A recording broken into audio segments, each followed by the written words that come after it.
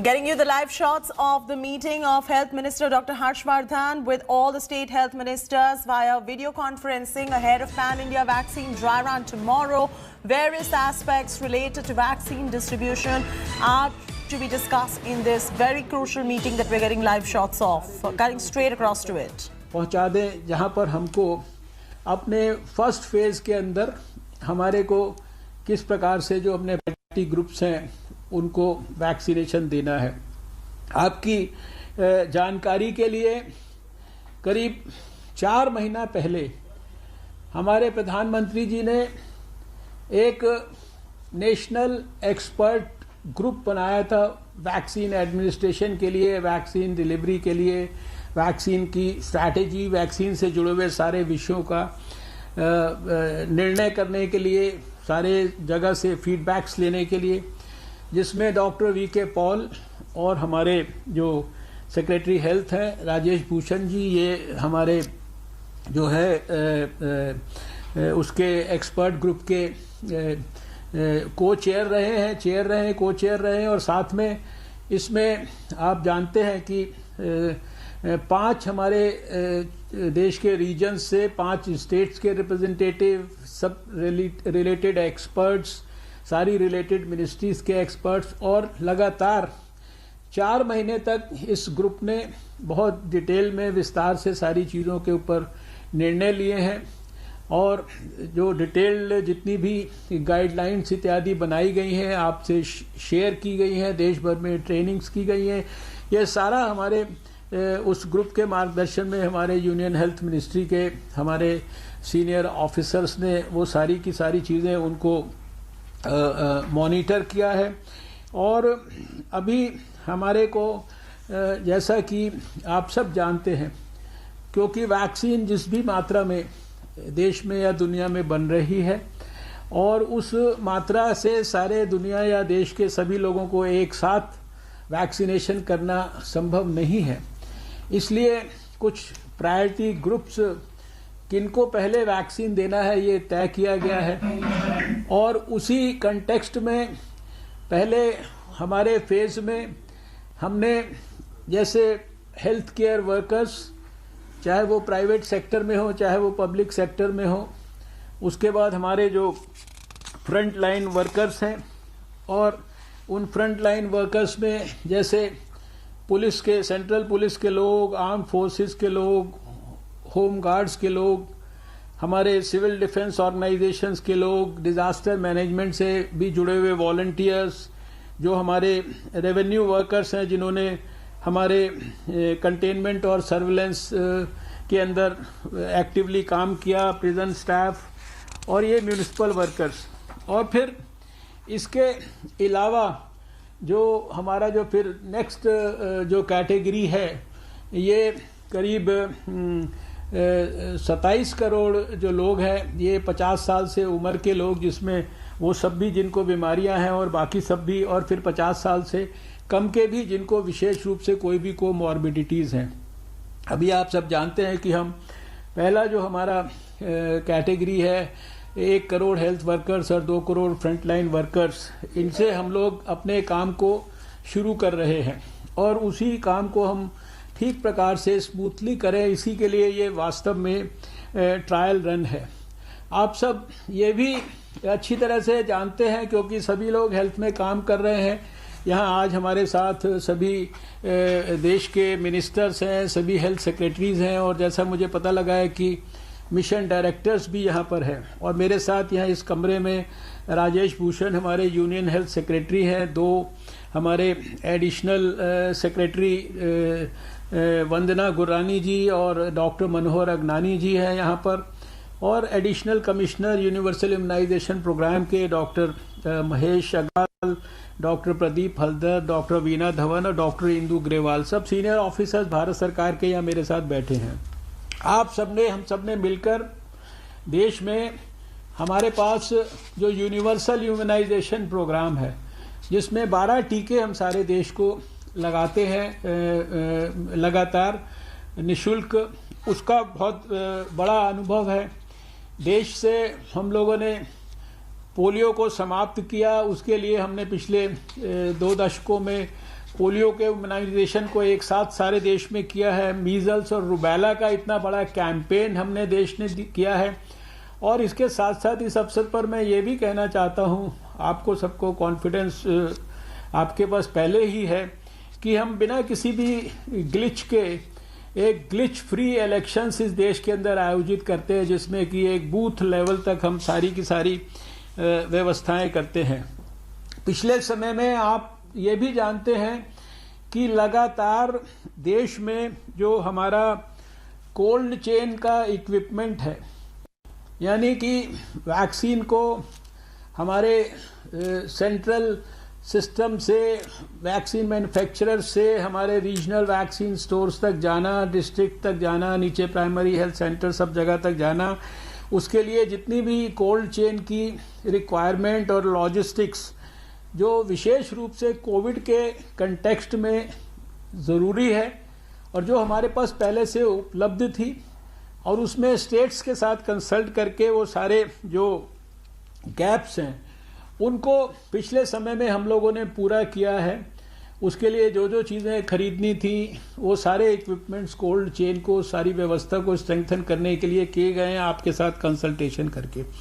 इसी के साथ साथ आप ये भी जानते हैं कि सारे देश में पिछले कुछ महीनों से एक डिटेल्ड ट्रेनिंग का प्रोग्राम चल रहा है, जिसमें नेशनल लेवल पर 2300 से ज़्यादा लोगों को ट्रेन किया गया। उसके बाद स्टेट लेवल की ट्रेनिंग्स, उसके बाद जो है डिस्ट्रिक्ट लेवल की ट्रेनिंग्स, नीचे लेवल तक जिन लोगों ने आखिर में वैक्सीनेशन देना है, हमारे वैक्सीनेशन से जुड़े हुए हमारे जो कार्यकर्ता हैं, साथी हैं, यानी हमारी जो हेल्थ की जो है, उन सब लोगों को भी करीब जो है ये ट्रेनिंग प्रोसेस कंटिन्यूसली चल रहा है। सभी देश के डिस्ट्रिक्ट्स में ये प्रोसेस हो रहा है और इसमें भी हम लोग आपसे आग्रह करना चाहते हैं, जहां भी किसी भी लेवल पे कोई भी ट्रेनिंग का काम अगर बाकी हो तो उसको जल्दी से जल्दी उसको पूरा कर लेना चाहिए। जो हेल्थ वर्कर्स का डाटा बनाने का जो काम स्टेट्स को दिया गया था वो भी काफ़ी बड़े पैमाने पर कंप्लीट हुआ है। जहाँ तक मुझे जानकारी है कि लगभग ये 2.30 लाख यानी 2,30,000 हेल्थ फैसिलिटीज़ का डिटेल्ड डाटा जो है वो अब तक जो है वो उपलब्ध कराया जा चुका है। और इस नाते इस अवसर पर मैं ये कहना चाहता हूँ कि अगर कुछ भी इस डाटा को भी और अपडेट करने के लिए आवश्यकता है तो वो अगले कुछ ही दिनों के अंदर हमारे सभी स्वास्थ्य मंत्रियों के व्यक्तिगत निरीक्षण में उस काम को भी जो है पूरा कर लेना चाहिए। मैं अभी क्योंकि डिटेल्ड एक प्रेजेंटेशन किया जाएगा तो जो हमारे वैक्सीनेशन साइट्स की डिटेल्स के बारे में और ज़्यादा चर्चा नहीं करूँगा, लेकिन विशेष रूप से एक बात को ज़रूर आग्रहपूर्वक कहना चाहूँगा कि यूनिवर्सल इम्यूनाइजेशन प्रोग्राम में भी हमारे कुछ सेट प्रोटोकॉल्स हैं कि अगर किसी भी वैक्सीन को लगाने पे कोई छोटा मोटा साइड इफ़ेक्ट भी होता है या कोई भी एडवर्स इवेंट होता है तो उन प्रोटोकॉल्स को फॉलो करके हम उसको प्रॉपरली हैंडल करते हैं। और इस कोविड के वैक्सीनेशन कैंपेन के लिए भी डिटेल्ड प्रोटोकॉल्स आपको सबको एडवाइस किए गए हैं कि आधा घंटा मान लीजिए ऑब्जर्वेशन में रखना है हर एक व्यक्ति जिसको इम्यूनाइजेशन दिया जाएगा। कोई अगर एडवर्स इवेंट फॉलोइंग इम्यूनाइजेशन होता है तो उसको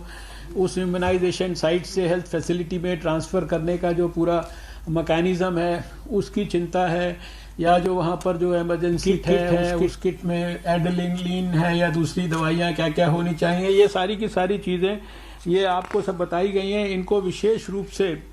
हम चाहते हैं कि स्वास्थ्य मंत्री लोग इनके ऊपर विशेष रूप से और ख़ासकर जो टास्क फोर्स और स्टीयरिंग कमेटीज़ स्टेट लेवल पर और जो डिस्ट्रिक्ट लेवल पर और नीचे ब्लॉक लेवल तक बनाई गई हैं, और जिसके अंदर जो साथ में कहा गया है कि एनजीओज़ का जो रोल है उसको हम विशेष रूप से ज़रा स्ट्रेंथन कर लें। ये बहुत तरह की मिस इन्फॉर्मेशंस, अफवाहें, गलत तरीके से हमारी जो सारी चीज़ों को प्रचार करने का भी एक प्रकार से दुष्प्रयास सारे देश में चल रहा है, थोड़ा बहुत चल सकता है। इसलिए आप सब के व्यक्तिगत निरीक्षण में जो मास मीडिया, मिड मीडिया या सोशल मीडिया, सब चीज़ों का और सब प्रकार के कम्युनिकेशन के टूल्स का इस्तेमाल करके आप सब इसको सुनिश्चित करें कि कोई भी मिस इन्फॉर्मेशन कैंपेन किसी भी कीमत पर सफल नहीं होना चाहिए। आपके पास इतनी ज़्यादा डिटेल्ड पॉजिटिव इन्फॉर्मेशन और नॉलेज और जानकारियां हैं कि आप उनको डिसमिनेट करें। सुझाव के रूप में सिर्फ ध्यान दिलाना चाहता हूं कि हमें अपने बेनिफिशरीज को मोबिलाइज करने के लिए भी वॉलंटियर्स की ज़रूरत होगी, जिसके लिए मैंने एनजीओज़ की चर्चा की, लेकिन इसमें विशेष रूप से जो हमारे नौजवान हैं, यूथ हैं, एनसीसी, नेहरू युवा केंद्र संगठन या नेशनल सर्विस स्कीम, एनएसएस, इनके लोगों को हम जो है इन्वॉल्व कर सकते हैं।